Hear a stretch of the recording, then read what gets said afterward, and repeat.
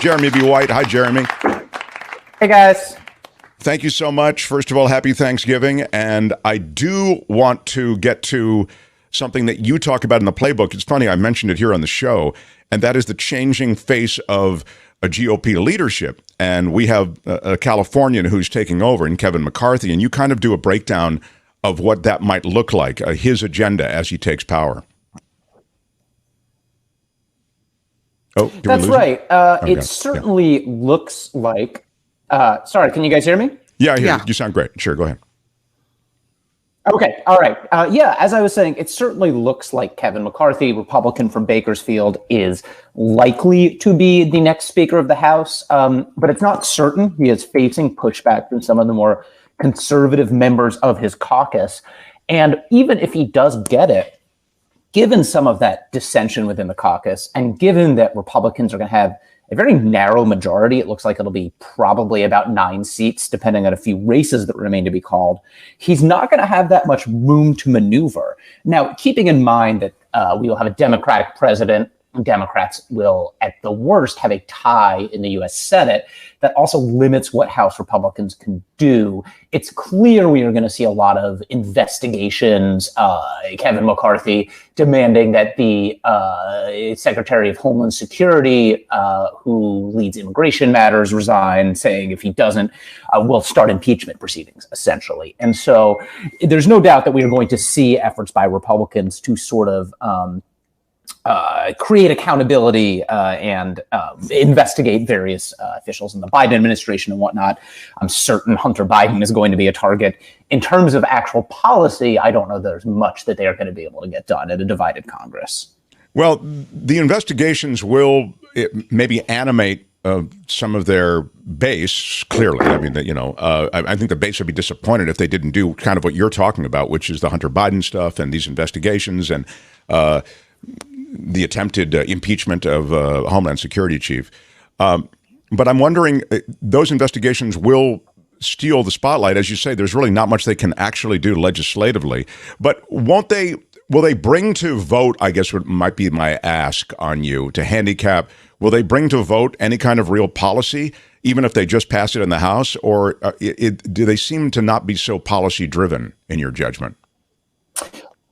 You know, that's a great question. I with the caveat that I don't cover Congress as closely as, say, the California legislature, I would expect that they would pass some bills. But it's very common when you have divided Congress for parties to pass what are essentially sort of messaging bills, a bill that signals this is what we would like to do, knowing that it's not going to go anywhere, but it sort of tells the base this is our goal. And it also, serves the purpose of, you can then say Republicans passed the bill to cut your taxes, whatever you want to say, but Democrats in the Senate refuse to pass it. And so, you see that stuff all the time from both sides. I suspect we would see some more of that. Exactly. You had something, I'm looking for this quote. You had a quote from Leo Terrell, who I used to know. Leo Terrell, I literally, he was a pal of mine. Like, we'd go to dinner, Leo Terrell. He has completely stepped off the curb. This guy is absolutely out in deep space. I don't know what's going on, unless it's a money play. I don't understand why he's become this ultra MAGA right-wing Fox News jihadist. It's insane. But anyway, you had a quote from him, and I thought it was relative to what you do. Quite interesting, because it mentioned Gavin Newsom. You know the quote I'm talking about? Yes. Go ahead. The Fox News panel was talking about CBS story verifying some of the Hunter Biden laptop stuff. And I was interested. Their quote was something to the effect of, all right, Gavin Newsom's licking his chops. It's not exactly, but it's paraphrase. What interested me about that is not that Fox News is making a big deal out of the Hunter Biden laptop stuff. That's been the case for a while. But the extent to which you see the conservative media, among others, invoking Gavin Newsom as this sort of, well, Joe Biden's compromised and decrepit and on his way out. And then there's usually the turn to mentioning Gavin Newsom. And I think that just demonstrates that, leaving aside what the various things that would have to happen for Gavin Newsom to actually run for president, I think it really underscores the perception of media that Gavin Newsom is very much the guy or one of the most likely people to step into that role. And I think, do you read into that, Jeremy? Sorry to interrupt, but do you read into that then that they see Biden as a threat, and that's why they sort of are in league to knock down Biden? I mean, obviously, that knocking down Biden is kind of just the mother's milk of what they've been doing.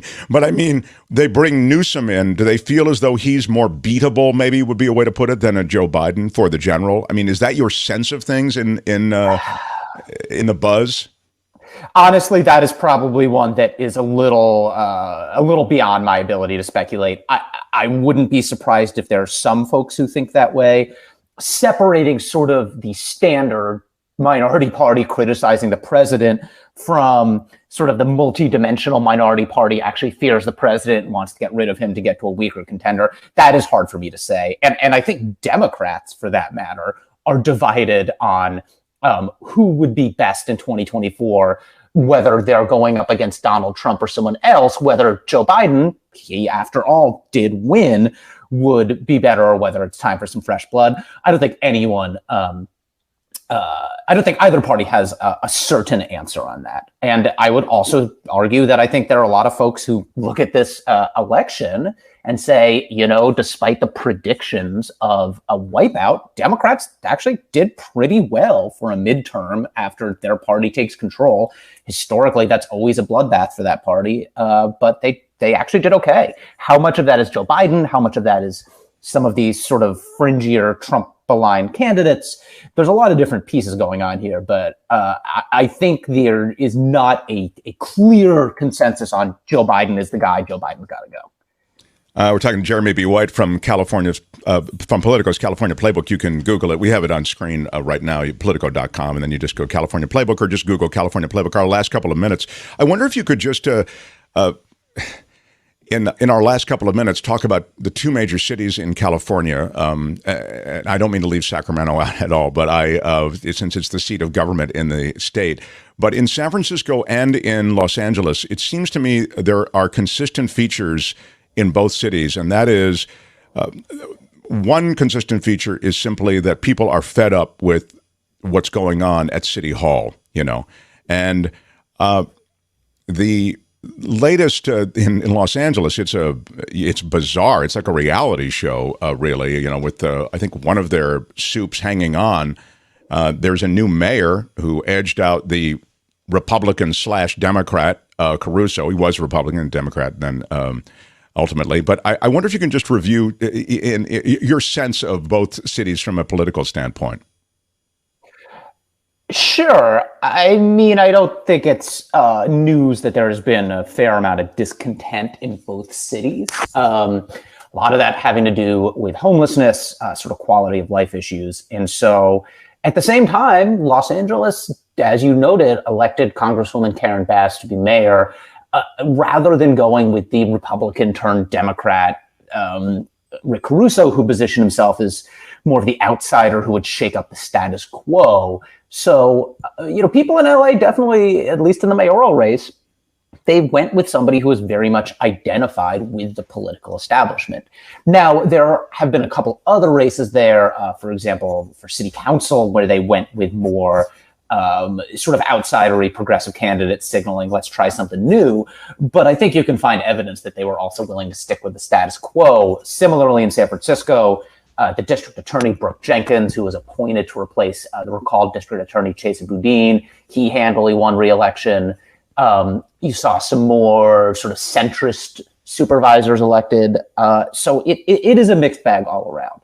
One race, though, that I think is not getting that much attention, but I am very interested to see what happens, is Alameda County, one of the biggest counties in California. It's where Oakland is, has elected Pamela Price, a very progressive, outsidery attorney, to be their district attorney. And that is one that I think has maybe flown a little under the radar because it's not San Francisco or LA. But if you want to talk about a prosecutor who is very much on the sort of moving away from incarceration, thinking of an alternate way to administer justice. Pamela Price is very much that person. And so I'm pretty interested to see what happens. It's interesting that she prevails. I love that you've mentioned her because she prevails in an environment that seems to be cracking back against progressivism in the DA office, in the prosecutor's office, right? Well, I think there's a mixed bag on that as well. Like, yes, Chesa Boudin in San Francisco got recalled, but in that same election, the progressive in Contra Costa County, a sort of big suburban Bay Area county, Diane Becton won re-election. So, the Attorney General, Rob Bonta, a progressive, won re-election. That one probably a little more about the overwhelming Democratic voter registration.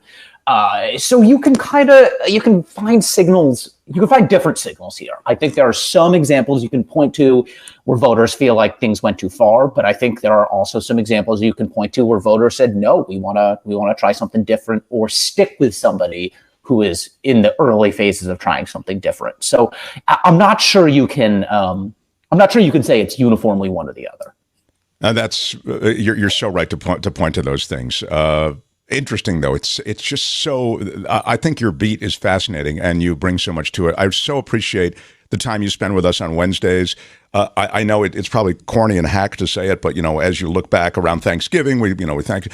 I really am so grateful for the time you spent with us. I know we started on KGO, and you've graciously come over to this platform with us, and I really am thankful for that. So thank you so much, Jeremy B. White. That's very sweet of you. I'm happy to do it. Jeremy B. White, everybody, from Politico. It's the California Playbook. Google it. Get it. It will hit your inbox automatically, and it will keep you up on everything going on in California. It's a clearinghouse for so much. In Silicon Valley, weed laws, everything. It's a terrific resource. So definitely get on it.